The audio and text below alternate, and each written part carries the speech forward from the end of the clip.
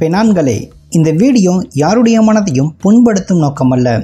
ஏன்னா நமக்கு யாரையும் புண்படுத்தி பழக்கமே இல்லை. மீறி உங்களுடைய மனது புண்பட்டுச்சு அப்படின்னா அதுக்கு நிர்வாகம் பொறுப்பல்ல. இவ்வீடியோவில் கூறப்படும் வார்த்தைகள் முழுக்க முழுக்க பொழுதுபோக்கு அம்சத்திற்காக மட்டுமே அடித்தளமிடப்பட்டிருக்கிறது. இன்னைக்கு நம்ம பார்க்கக்கூடிய படம் என்ன அப்படின்னா, பழைய படத்துக்கான ரோஸ்ட் வீடியோ போட்டு பல மாதங்கள் ஆகிப்போச்சு. அதனால் அந்த படத்தில் இருக்கக்கூடிய பாலகிருஷ்ணாவின் லீலைகளை தான் இந்த வீடியோவில் நிச்சயம் பார்க்க போகிறோம். அதுக்கு முன்னாடி யாராவது சேனலை சப்ஸ்கிரைப் பண்ணாமல் இருந்தீங்க அப்படின்னா பண்ணிக்கோங்க. வீடியோவை பார்த்துடலாம்.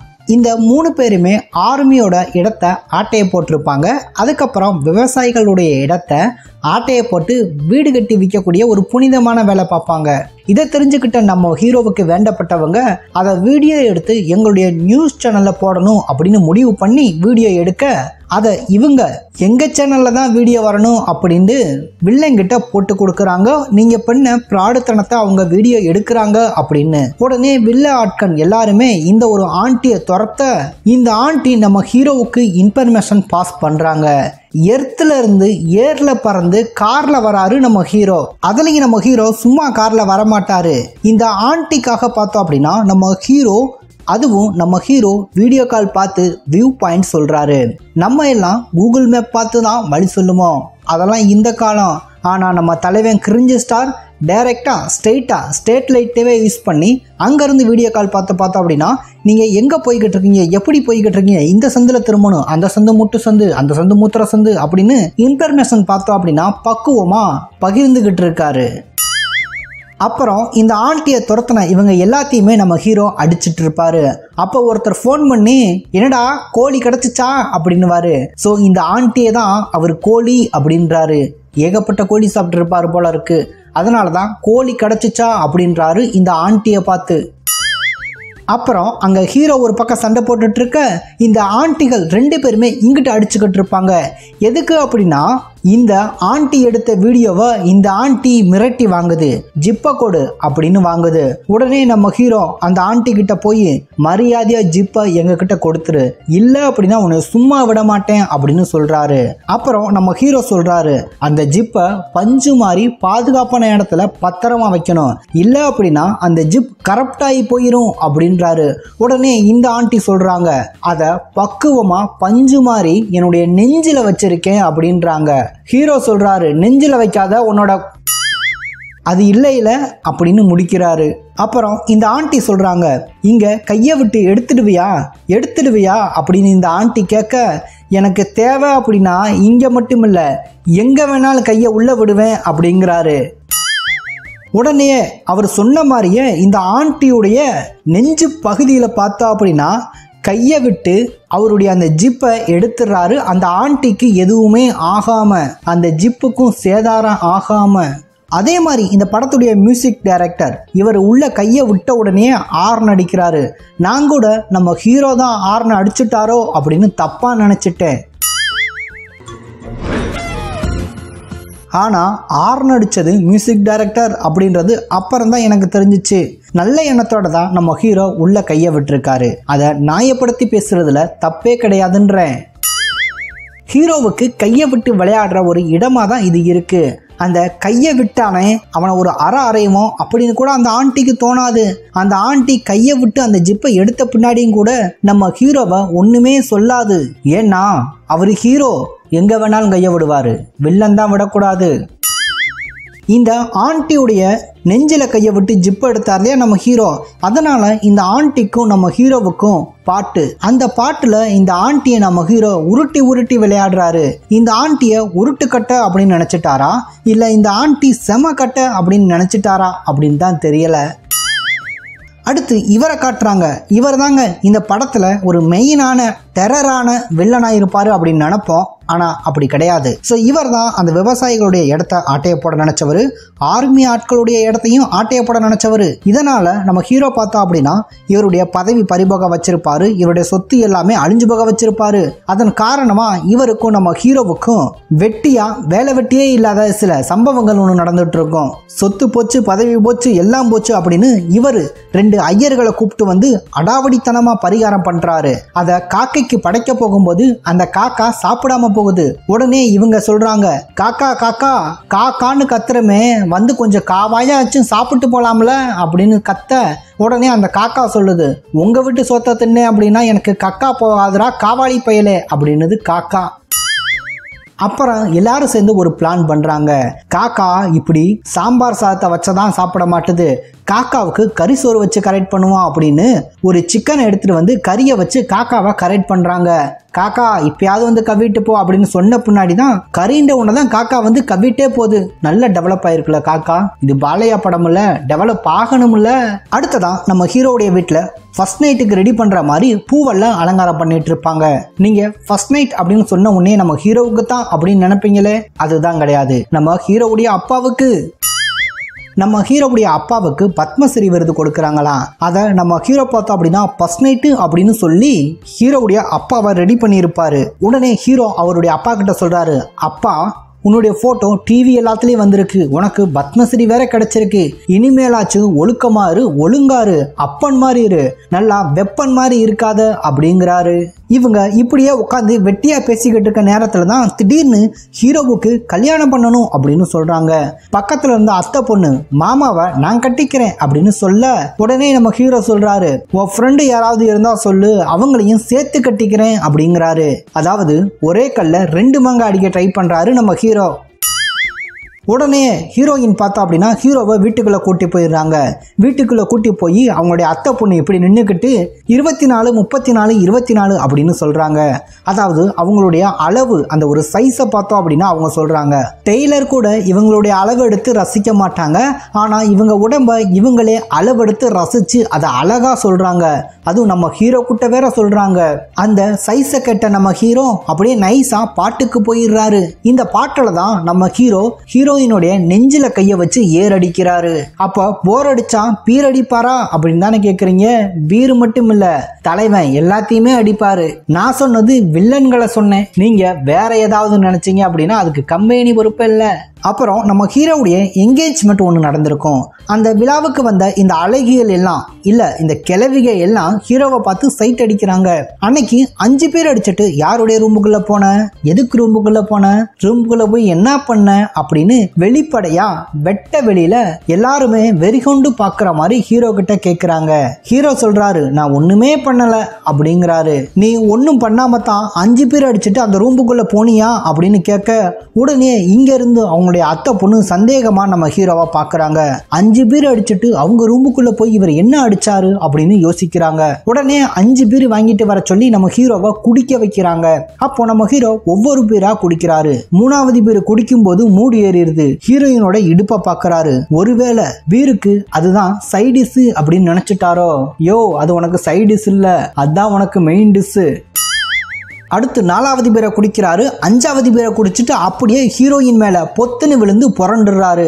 அவ்வளவுதான். அப்பதான் அத்தை பொண்ணு நினைக்கிறாங்க, 5 பேர் குடிச்சாரு அப்படின்னா இவரு அவ்வளவுதான் போல இருக்கு, ஒண்ணு வேலை செய்யாது போல இருக்கு அப்படின்னு இவரை சந்தேகப்பட்டு பாக்குறாங்க. நம்ம சந்தேகப்பட்டது தப்பா போச்சு, அன்னைக்கு ஒண்ணுமே நடக்கல அப்படின்னு கன்ஃபார்ம் பண்றாங்க. அப்புறம் இந்த விவசாயிகள் கூட்டத்தை காட்டுறாங்க. சீமானண்ணனுக்கு கொடுக்காத விவசாய சின்னத்தை இந்த படத்துக்காண்டி கொடுத்திருக்காங்க. இதெல்லாம் வன்மையாக கண்டிக்கத்தக்கது.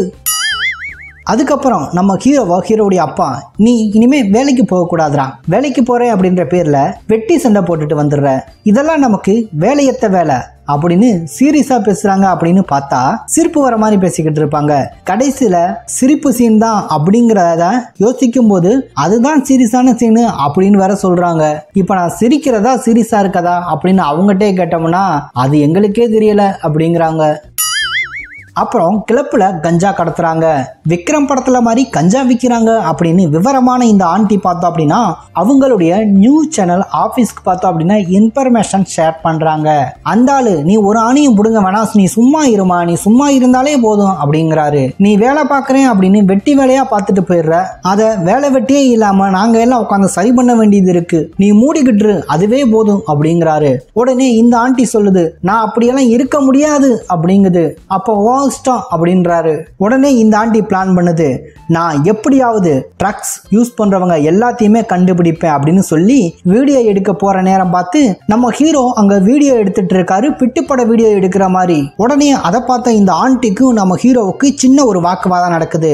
யாரு முதல்ல கிளப்புக்குள்ள போறது அப்படின்ற வாக்குவாதம் தான் அது. இந்த ஆண்டி பார்த்தோம் அப்படின்னா அவங்களுடைய இடுப்புல இருக்கக்கூடிய டாட்டுவை காட்டிட்டு டாட்டா காட்டிட்டு உள்ள போயிடுறாங்க. ஆக்சுவலா இதெல்லாம் பில்லா படத்துல நயன்தாராவோட இடுப்புல பார்த்தோம். அதுக்கப்புறம் இப்போ இந்த ஆண்டியோட இடுப்புல பாக்குறோம். ஆனாலும் அழகா இருக்கு. எது இடுப்பா இல்ல டாட்டுவா அப்படின்னு தானே கேக்குறீங்க? ரெண்டும். இந்த ஆண்டி அந்த கிளப்புக்குள்ள போய் மப்புல எல்லாருமே மப்பு ஏத்துறத வீடியோ எடுக்கிறாங்க. அதை ஒருத்தன் பார்த்து இந்த ஆண்டி அடிக்க வர, இந்த ஆண்டி வெளியே வந்ததும் அடிக்க வந்த ஆட்கள் எல்லாமே நம்ம ஹீரோவை பார்த்து அப்படியே பதறாங்க. ஏண்டா இப்படி பதறீங்க, அவர் தான் உங்களை அடிக்கவே இல்லையே அப்படின்னு கேட்டா, அவர் அடிச்சாலும் பரவாயில்லைங்க, ஆனா அடிக்கிற மாதிரியே நடிப்பாரு, அதுதான் எங்களுக்கு பயமா இருக்கு அப்படிங்கிறாங்க. அவர்கிட்ட அடி கூட வாங்கிடுவோம், ஆனா இந்த நடி இருக்கே நடி, அது ரொம்பவே கடி அப்படின்றாங்க. உடனே ஒருத்தர் வந்து, ஆண்டி ஆண்டி அப்போலோ ஹாஸ்பிட்டலுக்கு எப்படி போகணும் அப்படின்னு மட்டும் சொல்லுங்க, நானே போய் அட்மிட் ஆயிக்கிறேன், இவர்கிட்ட அடி வாங்க முடியாது அப்படின்றாரு. ஏன் அப்படி அடிப்பாரா அப்படின்னு அந்த ஆண்டி கேட்க, அப்படி அடிக்க மாட்டாரு, அப்படி அடிக்கிற மாதிரியே நடிப்பாரு, அதுக்கு பயந்துகிட்டு தான் நானே போறேன் அப்படின்றாரு. அப்புறம் சண்டை போட்ட இந்த ஆண்டியும் நம்ம ஹீரோவும் சமாதானம் ஆயிடுறாங்க. உடனே ஹீரோவுடைய பைக்ல ஏறி இந்த ஆண்டி பறந்து போறாங்க. ஹீரோ அந்த ஆண்டியும் அவங்க வீட்டில் விட்டுட்டு வந்தாலும் அந்த ஆண்டி நம்ம ஹீரோ வீட்டுக்கு வந்து வாழைப்பழத்தை உரிச்சு வாயில வச்சிருவேன், எனக்கு பாதுகாப்பு கொடு அப்படிங்குது. அப்புறம் கீழே விழுந்த அந்த வாழைப்பழத்தை நம்ம ஹீரோ மிதிச்சு வலிக்கு விட்டு போய் ஹீரோயினுடைய மடியில விழுந்துடுறாரு. அப்படியே ஒரு பாட்டை போட்டுடுறாங்க. நம்ம ஹீரோ வித்தியாசமான ஸ்டெப்பையும் போட்டுடுறாரு. அந்த பாட்டு முடிஞ்ச உடனே பக்குன்னு ஆயிரும் நம்ம ஹீரோவுக்கு. இந்த ஆண்டி பார்த்தோம் அப்படின்னா நம்ம ஹீரோ கூட ஒரே பெட்ல ஒன்னா படுத்து கிடப்பாங்க. அது நம்ம ஹீரோவுக்கு தெரியாதான். உடனே ஹீரோ, நீ எப்படி இங்க வந்த அப்படின்னு கேட்க, நான் நைட்டே வந்துட்டேன் அப்படிங்கிறாங்க. நான் உன் மேல காலத்துக்கு போட்டு படுத்திருந்தேன், அது கனகனப்பா இருந்துச்சு அப்படின்றாங்க. நான் உன் மேல காலத்துக்கு போட்டு படுத்தனால எனக்கு நல்லா கனகனப்பா இருந்துச்சு, அதனால நான் உன்னை காதலிக்கிறேன் அப்படிங்கிறாங்க இந்த ஆண்டி. நம்ம ஹீரோவை அந்த ஆண்டி லவ் பண்ண ஆரம்பிச்சிடுறாங்க. ஆனா நம்ம ஹீரோ அந்த ஆண்டியை லவ் பண்ண மாட்டாரு.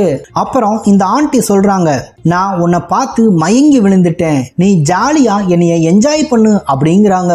ஆக்சுவலா அவங்க எல்லாத்துக்குமே தயாரா தான் வந்திருப்பாங்க போல இருக்கு. நம்ம ஹீரோ சொல்றாரு, பொம்மைக்கு பேண்ட் சட்டை போட்ட மாதிரி இருக்க அப்படின்னு சொல்றாரு. உடனே அந்த ஆண்டி சொல்றாங்க, என்னைய பார்த்தா எல்லாருமே ஆணு பார்ப்பாங்க அப்படின்னு சொல்ல, உடனே நம்ம ஹீரோ, ஆணு பார்த்தாங்க அப்படின்னா அதை பாக்குறவங்க கிட்ட போய் நீ காட்டிக்கோ, என்கிட்ட காட்டாத, என்கிட்ட பாரு, என்கேஜ்மெண்ட் ரிங் இருக்கு அப்படிங்கிறாரு. யோ, உடனே அந்த ஆண்டி நினைக்கிறாங்க, நீ அதுக்கு சரிப்பட்டு வரமாட்ட, நீ அதுக்கு சரியே பட்டு வரமாட்ட அப்படிங்கிறாங்க. சரிப்பட்டு வரமாட்டேன்னு போட்டு அடிச்சிங்கல்ல, எதுக்கு சரிப்பட்டு வரமாட்டேன்னு தெரிஞ்சுக்கிட்டேன்னா ஊர்ல போய் கொஞ்சம் நிம்மதியா வேலை வெட்டிய செய்வேன். அன்னைக்கே சொன்னல நீ அந்த விஷயத்துக்கு சரிப்பட்டு வரமாட்டான்னு. அப்புறம் நம்ம ஹீரோ அவருடைய ஆள் ஹீரோயின் ரெண்டு பேருமே ஷாப்பிங் போறாங்க. அப்படி ஷாப்பிங் போற இடத்துல வரக்கூடிய ஒரு ஆண்டியை ஒருத்தன் இடிச்சிருவான். அவனை அந்த ஆண்டி இடிச்சவனை போடா இடியட் அப்படின்னு திட்டும். ஆனா நம்ம ஹீரோ அதே ஆண்டியை இடிச்சிருவாரு. அந்த ஆண்டி நம்ம ஹீரோவை பார்த்து தேங்க்ஸ் அப்படின்னு சொல்லுவாங்க. ஹீரோ கேட்பாரு, ஏன் தேங்க்ஸ் சொல்றீங்க, நான் தான் உங்களை இடிச்சிட்டனே, அதுக்கு சாரி தானே நான் சொல்லணும் அப்படின்னா, பரவாயில்ல, நீங்க இடிச்சதுக்கு தேங்க்ஸ், உங்களை இடிக்கிறதுக்கு கொடுத்து வச்சிருக்கணும் அப்படின்னு சொல்லுது. சோ நம்ம ஹீரோவை இடிச்சிட்டு சிரிச்சுக்கிட்டே போவாங்க. இதுல இருந்து என்ன தெரியுது, நம்ம ஹீரோவுக்கு குழந்தைகளும் சரி, குழந்தைய பெத்தவங்களும் சரி, பாலையாவ ஒரு பால் குடிக்கிற பையனாதான் பாக்குறாங்க அப்படின்றது மட்டும் உங்களுக்கு புரியுதா? புரியணும். இதே ஷாப்பிங் மால்ல ட்ரெஸ் சேஞ்ச் பண்ண போன நம்ம ஹீரோவுடைய ஆளை அந்த ஹீரோவை இடிச்ச அந்த ஆண்டி பார்த்தோம் அப்படின்னா ஆட்டையை போட்டுட்டு கார்ல கடத்திட்டு போயிருவாங்க. ஹீரோயினை நம்ம ஹீரோ இன்னொரு கார்ல துரத்திட்டு போறாரு. ஆல்ரெடி பேங்க் பார்த்தோம் அப்படின்னா ஹீரோவுடைய அப்பா போயிருப்பாரு. அங்க போன அவரு பணத்தை பார்த்தோம்னா ஆணு வாய பழந்துருவாரு. உடனேயே அவரை ஹாஸ்பிட்டலுக்கு அட்மிட் பண்றதுக்காண்டி ஆம்புலன்ஸ்ல ஏத்திட்டு போயிட்டு இருப்பாங்க. போற வழியில எதிரில் வந்த எமன், எதுக்கு ஹாஸ்பிட்டல் வரைக்கும் என்னை அலைய விடுறீங்க, அங்க போய் நான் வந்து உன் உயிரை எடுக்கணும், எனக்கு தேவையா, இப்பவே எடுத்துக்கிறேன் அப்படின்னு ஆம்புலன்ஸ் போய்கிட்டு இருக்க வழியிலேயே வந்து வந்து வலியே இல்லாம உயிரை வலிச்சிட்டு போயிடுறாரு. ஹாஸ்பிட்டல் போனவன தான் தெரியுது நம்ம ஹீரோவுடைய அப்பா இறந்து விட்டார் அப்படின்னு. எதுக்குடா இறந்தாரு அப்படின்னு கேட்டா 5000 கோடி இருக்க வேண்டிய இடத்துல வெறும் 5000 ரூபாய் தான் இருக்கு அப்படின்றத பார்த்து நம்ம ஹீரோவுடைய அப்பாவுக்கு ஹார்ட் அட்டாக் வந்துருச்சு அப்படின்னு ஒரு கதையை கட்டுறாங்க. அந்த 5000 கோடியை யாருடா ஆட்டையை போட்டா அப்படின்னு கேட்டா நம்ம ஹீரோ தான் ஆட்டையை போட்டாரு அப்படின்னு அவரு மேல பழிய போடுறாங்க. ஆக்சுவலா நம்ம ஹீரோ அந்த 5000 கோடியை ஆட்டையை போடல, அவர் ஆண்டி ஆட்டையை போட போய்கிட்டு இருந்தாரு. ஆனா அதுக்குள்ள எவனோ இந்த 5000 கோடி ஆட்டையை போட்டு அது நம்ம ஹீரோ தான் அப்படின்னு அவரு மேல பழியும் போட்டுட்டாங்க. நம்ம ஹீரோவை பிடிச்சி ஜெயிலையும் போட்டுட்டாங்க. இதோட இந்த இடத்துல இன்டர்வல் போட்டுட்டாங்க. நம்மளும் இன்டர்வல் போட்டுட்டு இந்த படத்துடைய அடுத்த ரோஸ்ட் வீடியோவை அடுத்து பார்க்கலாம். இவ்வளவு நேரம் வீடியோ பார்த்துட்டு சப்ஸ்கிரைப் பண்ணாம போற அந்த ஒரு மனசு இருக்கு பாத்தீங்களா சார், அதான் சார் கடவுள், வேற என்ன.